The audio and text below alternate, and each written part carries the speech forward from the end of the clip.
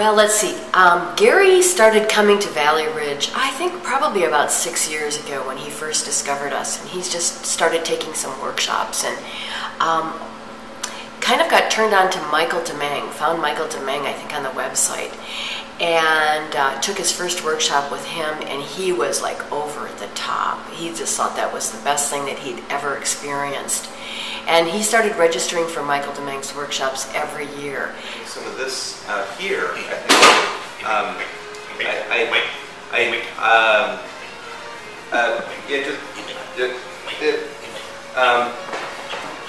I thought I started to get a little obsessive when he would contact me about 3 months before our registration would open up and say, when can I register for Michael's class? When can I register for Michael's class?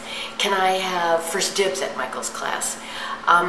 So I started to see a little bit of his obsessiveness start to play out, I'd say about 3 years ago. Yeah. Mm-hmm.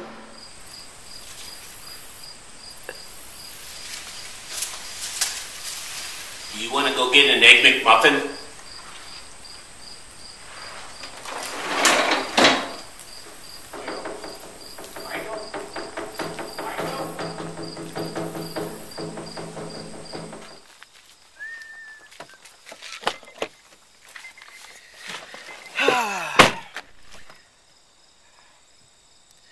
Gary. Whoa! Uh-oh. I just made cat pee yellow. Oh.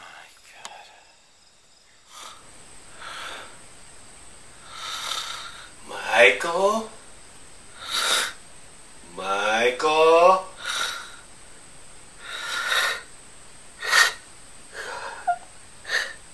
Gary? Michael? Gary. I started to get concerned, well, certainly 3 years ago when it seemed like he was really obsessive about being able to make sure he got into the workshops. But I started, to observe some kind of stalking-like behaviors, if you will. He, would be following Michael around. I asked him one day, I said, Gary, do you have a few minutes? I'd like to really talk to you about some of the behaviors that I've been noticing. That, you're really kind of obsessive about Michael deMeng, and he agreed to meet. So, Gary, I've called you up here because I want you to know I see a lot of people coming here. I see a lot of people taking workshops with Michael deMeng, and the majority of them have O.C.D. I, however, see your symptoms as being over the top. Can you tell me what happened? What's going on for you? I mean, I want you to really have a good time, but I'm really concerned. I like Michael. I like his workshops. I know. A lot. I don't. Most people do. Do you know what O.C.D. is? No. Obsessive Compulsive deMeng disorder. And I think you have it really bad. I have it? You have it. I have it? You have it. I can help, Gary. I can help. I can. How bad do I have it? You have it. The worst case I've ever seen.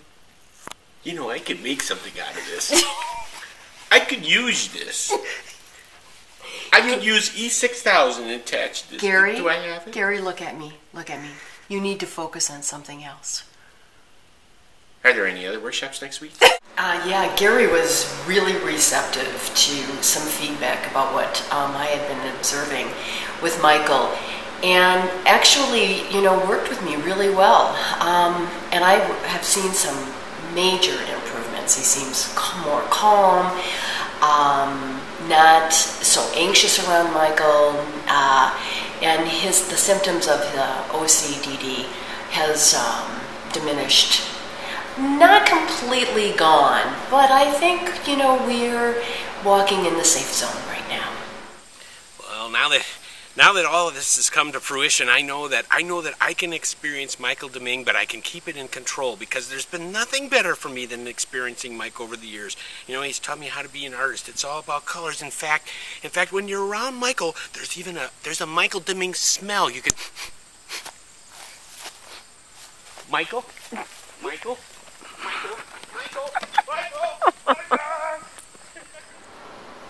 Well, Gary definitely does seem a lot better after Kathy's intervention. It was pretty amazing. I